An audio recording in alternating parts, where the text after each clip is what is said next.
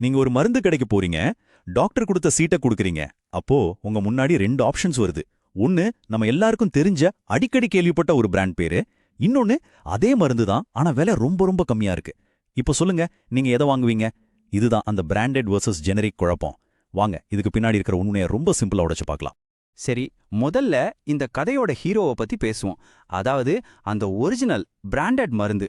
அதோட பயணம் இருக்கே, அது ஒரு சாதாரண பயணம் இல்ல. அது ஒரு பிரம்மாண்டமான பில்லியன் டாலர் பயணம். சும்மா யோசிச்சு பாருங்களேன். ஒரு புது மாத்திரையை கண்டுபிடிச்சு நம்ம கைக்கு கொண்டு வர எவ்ளோ செலவாகும்னு நினைக்கிறீங்க? ஒரு சில கோடிகளா? இல்லவே இல்ல. ஒரே ஒரு மருந்து நம்ம கைக்கு வர்றதுக்கு முன்னாடி அதுக்கு பின்னாடி இருக்கிற சராசரி செலவு 10,000 கோடி ரூபாய். ஆமா, நீங்க கேட்டது சரிதான். 10,000 crores. இந்த 10,000 கோடிங்கிறது ஒரே நாள்ல வர செலவில்ல. அது கிட்டத்தட்ட ஒரு 20 வருஷம் மாரத்தான் மாதிரி. வருஷக்கணக்கில் ஆராய்ச்சி, ஆயிரக்கணக்கான சோதனைகள்னு ஒரு பெரிய போராட்டமே நடக்கும். இவ்ளோ பெரிய முதலீட்டையும் உழைப்பையும் பாதுகாக்கிறதுக்கு தான் அந்த மருந்து கம்பெனிக்கு ஒரு குறிப்பிட்ட காலத்துக்கு பேட்டன்ட் அப்படிங்கிற ஒரு பாதுகாப்பு கவசம் கிடைக்குது. ஆனா அந்த பாதுகாப்பு கவசம், அதாவது அந்த பேட்டன்ட் காலாவதியானதும் ஆட்டமே மாறிடுது. அப்பதான் களத்துல ஒரு புது போட்டியாளர் என்டர் ஆகிறார். அவர்தான் ஜெனரிக் மருந்து. விலையில ஒரு பெரிய ஆச்சரியத்தோட வராரு. ரொம்ப சிம்பிளா சொல்லணும்னா, பிராண்டட் மருந்துங்கிறது அந்த கதையோட ஒரிஜினல் ஹீரோ. முதல்ல கண்டுபிடிக்கப்பட்டு அதுக்குன்னு ஒரு ஸ்பெஷல் பேர்ல வர்றது. ஜெனரிக் மருந்துங்கிறது அந்த ஹீரோவோட அதே பவர்ஸ் கொண்ட இன்னொருத்தர். பேட்டன்ட் முடிஞ்சதுக்கு அப்புறம் களத்துக்கு வர்றாரு. ஃபார்முலா ஒண்ணுதான், ஆனா தயாரிப்பாளர் வேற. இப்போதான் பெரிய ட்விஸ்டே வருது. அதுதான் விலை வித்தியாசம். ஜெனரிக் மருந்துகள் அதோட பிராண்டட் வெர்ஷனை விட 90% வரைக்கும் விலை குறைவா இருக்கலாம். யோசிச்சு பாருங்க, நீங்க ஒரு மருந்துக்கு 100 ரூபாய் கொடுக்கற இடத்துல வெறும் 10 ரூபாய் கொடுத்தா போதும்னா எப்படி இருக்கும்? உடனே நம்ம மனசுல ஒரு கேள்வி வரும்.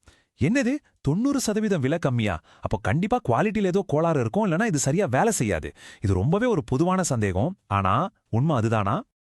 இப்பதான் நாம ஒரு முக்கியமான கட்டத்துக்கு வந்திருக்கோம். தரம் பத்தன அந்த கட்டுக்கதைய உடைக்க போறோம்.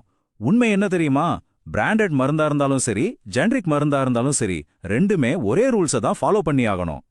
இது நான் சொல்றதில்ல, நம்ம இந்திய அரசாங்கமே ஒரு விஷயத்த ரொம்ப தெளிவா சொல்லியிருக்கு. ஒரு மருந்து பிராண்டடா இருந்தாலும் சரி, ஜெனரிக்கா இருந்தாலும் சரி, அது ஒரே தரக்கட்டுப்பாடுகளை பூர்த்தி செஞ்சே ஆகணும். நம்ம நாட்டுல இருக்கிற CDSCO மாதிரி அமைப்புகள் இதுல எந்த பாகுபாடும் காட்டவே காட்டாது. சட்டம் எல்லாத்துக்கும் ஒண்ணுதான். ஜெனரிக் மருந்துகளுக்கு அப்ரூவல் வாங்குறது சும்மா காப்பி பேஸ்ட் பண்ற மாதிரி ஈஸியான விஷயம் கிடையாது. அதுக்குன்னு ANDAன்னு ஒரு கடுமையான செயல்முறை இருக்கு. இது ஒரு ஜெனரிக் மருந்து ஒரிஜினல் மருந்தோட நகல் மட்டும் இல்ல, அதுக்கு எல்லா விதத்திலையும் சமமானதுன்னு நிரூபிக்கிற ஒரு பெரிய சவால். இன்னும் புரியற மாதிரி சொல்லணும்னா, ஜெனரிக் மருந்து கம்பெனிங்க சில முக்கியமான விஷயங்களை நிரூபிச்சாகணும். 1, அவங்க மருந்து ஒரிஜினல் பிராண்டட் மருந்து மாதிரியே வேலை செய்யணும். 2, மருந்து தயாரிக்கிற ஃபேக்டரி பிராண்டட் மருந்து ஃபேக்டரிக்கான அதே தர பரிசோதனைகள்ல பாஸ் பண்ணிருக்கணும். 3வது, பாதுகாப்புக்காக பேக்கேஜிங், லேபிளிங் எல்லாமே சரியா இருக்கணும். இதுல எந்த காம்ப்ரமைஸும் கிடையாது. சரி, ஃபேக்டரியில தரம் ஓகே. ஆனா நம்ம உடம்புக்குள்ள போனதும் இந்த ஜெனரிக் மருந்து பிராண்டட் மருந்து மாதிரி வேலை செய்யுமா? இந்த கேள்விக்கான பதில கொஞ்சம் சயின்ஸ் வச்சு பார்க்கலாம் வாங்க. இங்கதான் பயோ ஈக்விவேலன்ஸ் அப்படிங்கிற ஒரு முக்கியமான வார்த்தை வருது. ரொம்ப சிம்பிளா சொன்னா இது ஒரு சயின்டிஃபிக் டெஸ்ட். பிராண்டட் மருந்தும் ஜெனரிக் மருந்தும் நம்ம உடம்புக்குள்ள போனதுக்கு அப்புறம் ஒரே மாதிரி வேலை செய்தா ரத்தத்துல ஒரே வேகத்துல கலக்குதான்னு செக் பண்றது தான் இது. ஜெனரிக் மருந்துகள் இந்த டெஸ்ட்ல 100% பாஸ் பண்ணியே ஆகணும். முதல்ல, ஒரு மருந்தோட உயிர்நாடியே அதோட ஆக்டிவ் இன்கிரீடியன்ட் தான், அதாவது நோயை குணப்படுத்துற அந்த உண்மையான ஹீரோ. பிராண்டட் மாத்திரையில என்ன மூலப்பொருள் இருக்கோ ஒரு அணு கூட மாறாம அதே தான் ஜெனரிக் மாத்திரையிலும் இருக்கும். 2வது விஷயம், மருந்தின் வடிவம். பிராண்டட் மருந்து ஒரு மாத்திரையா இருந்தா ஜெனரிக் மருந்தும் மாத்திரையா தான் இருக்கும். ஒன்னு சிறப்பா இருந்தா இன்னொன்னும் சிறப்பா தான் இருக்கும். இது எதுக்குன்னா, மருந்து நம்ம உடல்ல வேலை செய்யற விதம் மாறாம இருக்கிறதுக்கு தான். 3வது, மருந்தின் வலிமை, அதாவது டோசேஜ். பிராண்டட் மருந்து 500 mg இருந்தா ஜெனரிக் மருந்தும் கரெக்டா 500 mg தான் இருக்கும். இதுல 1 மில்லிகிராம் கூட ஏறவோ இறங்கவோ செய்யாது. இதனால அதோட செயல்திறன் அப்படியே இருக்கும். அப்போ மொத்தமா இதை பார்த்தா நமக்கு என்ன புரியுது? ஒரு மருந்தோட முக்கியமான மூலப்பொருள், அதோட பாதுகாப்பு, செயல்திறன், தரம், இது எல்லாமே பிராண்டட் ஜெனரிக் ரெண்டுக்குமே ஒண்ணுதான். அப்போ எதுதான் வித்தியாசம்? விலை மட்டும்தான். சில சமயம் மாத்திரையோட நிறமோ வடிவமோ மாறலாம். ஆனா ஒரு விஷயம் நல்லா ஞாபகம் வச்சுக்கோங்க, இந்த கலர் மாறுறதால மருந்தோட செயல்பாடு ஒரு துளி கூட மாறாது.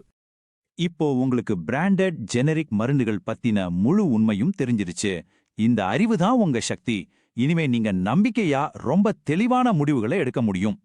நாம பார்த்த முக்கியமான விஷயங்களை ஒரு தடவை ஞாபகப்படுத்திக்கலாம். ஜெனட்ரிக் மருந்துகள் தரம் குறைஞ்சதில்ல, அதோட காப்புரிமை காலம் முடிஞ்ச மருந்துகள். விலை ஏன் கம்மின்னா ஆராய்ச்சிக்கு பல்லாயிரம் கோடி செலவு பண்ண வேண்டிய அவசியம் அவங்களுக்கு இல்ல, அவ்வளவுதான். கடைசியா ஜெனரிக் மருந்துகள் பிராண்டட் மருந்துகள் அளவுக்கு பாதுகாப்பானவை, திரளுள்ளவை என்பது நிரூபிக்கப்பட்ட அறிவியல் உண்மை. அப்போ இதுல இருந்து நம்ம கத்துக்க வேண்டிய ஒரே விஷயம் என்னன்னா, பெரிய வித்தியாசம் அந்த மாத்திரைக்குள்ள இல்ல, அது நம்ம பர்ஸ்குள்ள தான் இருக்கு.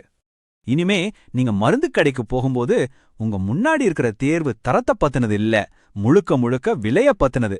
இந்த தகவலோட அடுத்த முறை உங்க மருந்தாளர்கிட்ட நீங்க என்ன கேட்க போறீங்க யோசிச்சு பாருங்க.